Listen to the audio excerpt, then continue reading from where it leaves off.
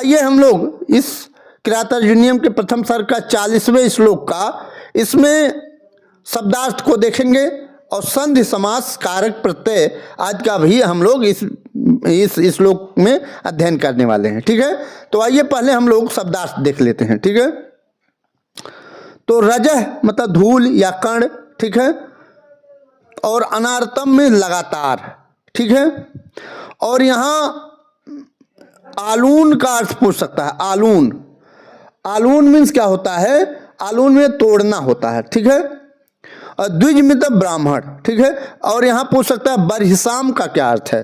तो बरहिसाम मतलब कुशा, कुश, ठीक है, जिसको हम लोग पूजा पाठ में प्रयोग करते हैं। ठीक है, ते मतलब आपके, ते पद किसके लिए आया है? युधिष्ठिर के लिए। ठीक है, तौ किसके लिए आया है? यह भी युधिष्ठिर, तौ चरणों, ये आपके दोनों चरण युधिष्ठिर के लिए आया है। ठीक है, सृजाम, सृजाम मीन्स माला, ठीक है, यौ दोनों, ठीक है, यह भी युधिष्ठिर के लिए आया है। ठीक है, शब्दार्थ हो गया। ठीक है, अब हम लोग आते हैं, शब्दार्थ हो गया आपका, फिर आते हैं संधि पर। संधि देख लेते हैं इसमें। ठीक है, यहां है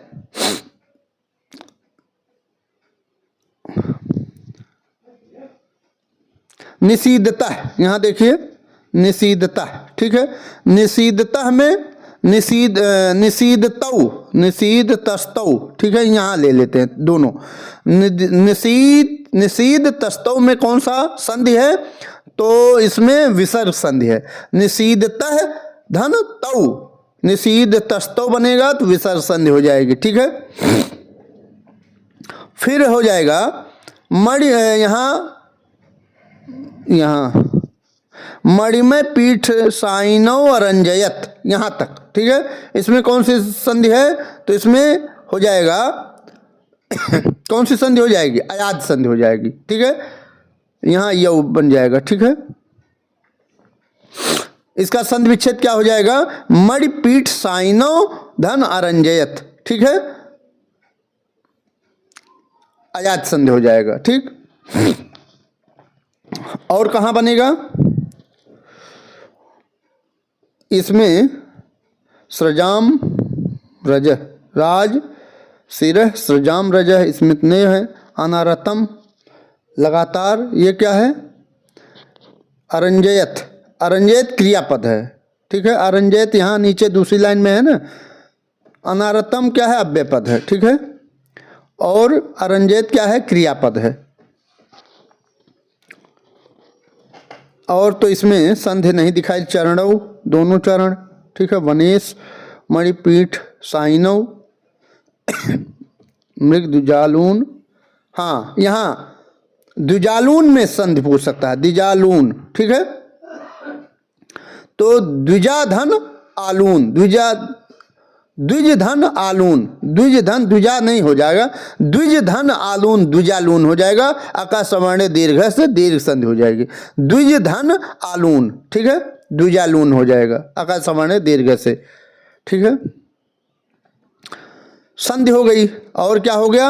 आपका शब्दार्थ हो गया। ठीक है, अब हम देख लेते हैं समास। समास देख लेते हैं। समास में अनारतम में पूछ सकता है, अनारतम में कौन सा समास है? ठीक है, तो नय आर्तम इति अनारतम, नय आर्तम इति अनारतम नई तत्पुरुष समास हो जाएगा। अनारतम में कौन सा समास हो जाएगा? नई तत्पुरुष समास हो जाएगा।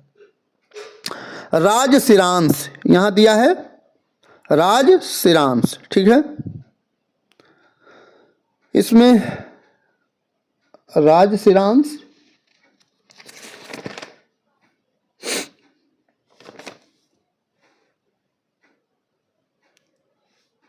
राज, इसमें सजाम रजा है। ठीक है, आइए नीचे देख ले हैं। मणिपीठम यहाँ दिया है, मणिपीठम में कौन सा समास हो जाएगा? ठीक है, तो मणि निर्मितम पीठम, मणि निर्मितम पीठम इति मणिपीठम, तो मध्यम लोपी तत्पुरुष समास हो जाएगा इसमें। ठीक है, ऊपरी लाइन में। मणिपीठम, ये आपका हो गया। ठीक है। राज्ञाम शिरस, राज शिरस। ठीक है, षष्ठी तत्पुरुष समास हो जाएगा।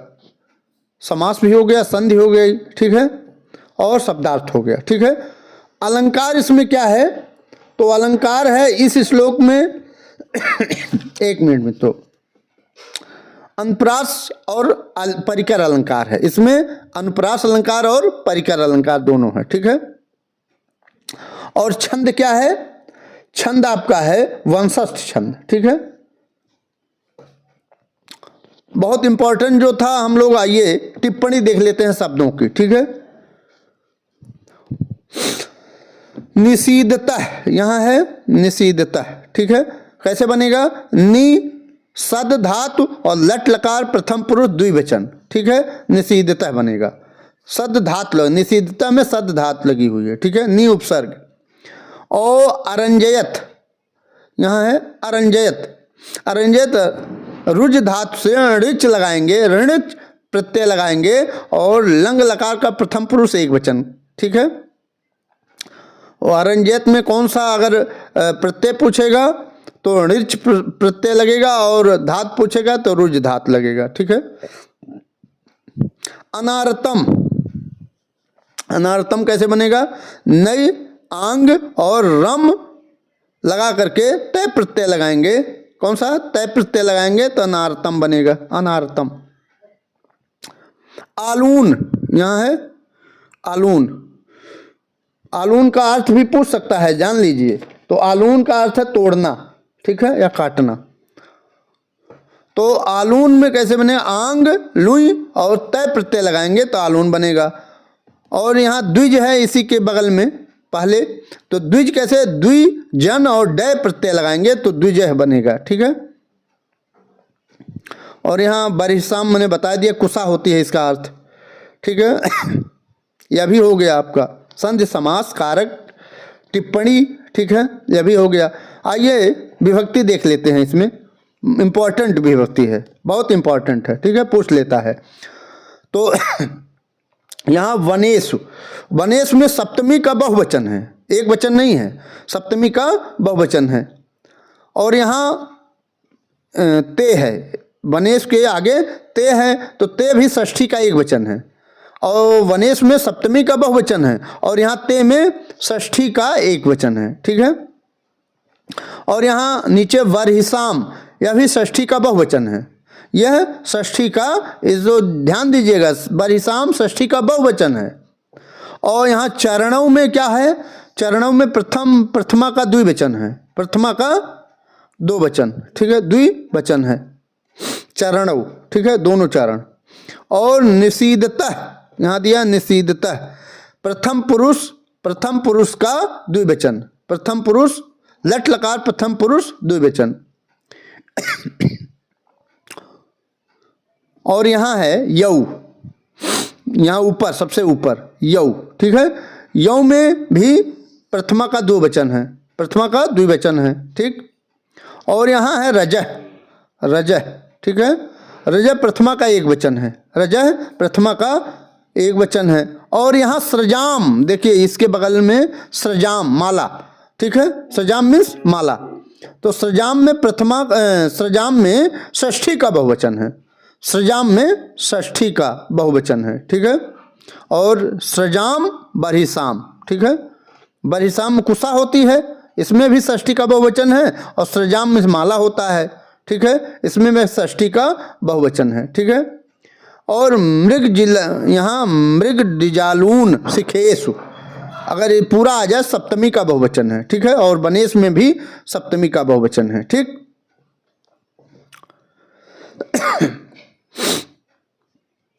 परीक्षा दृष्टि देख लेते हैं। मृग द्विजालो न शिखेसु बरहिसाम, पूछ सकता है यह दे करके यह लाइन किस ग्रंथ से लिया गया है, तो किरातार्जुनीयम के प्रथम सर्ग से लिया गया है। ठीक है, या ऐसे भी पूछ सकता है यह लाइन दे करके इसके वक्ता कौन है। ठीक है, तो द्रौपदी है। ठीक है। किसका ग्रंथ है? भारव का ग्रंथ है। ठीक है, तो यहाँ पूछ रहा है बरिसाम का अर्थ क्या है? तो बरिसाम का अर्थ है कुश। ठीक है,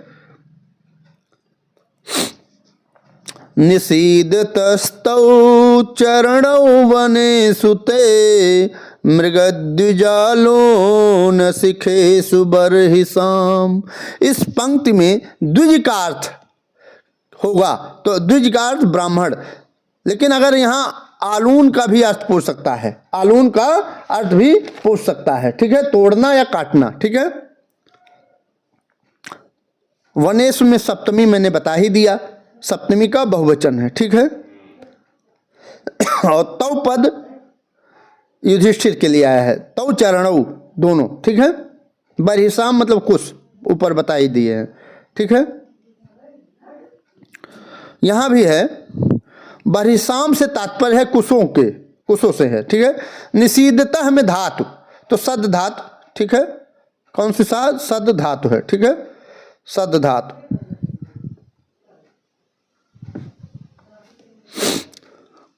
सद, यहां सद है। ठीक है, सद धातु है। ठीक, और फिर प्रस्तुत श्लोक में क्रियापद है, तो अरंजयत क्या है?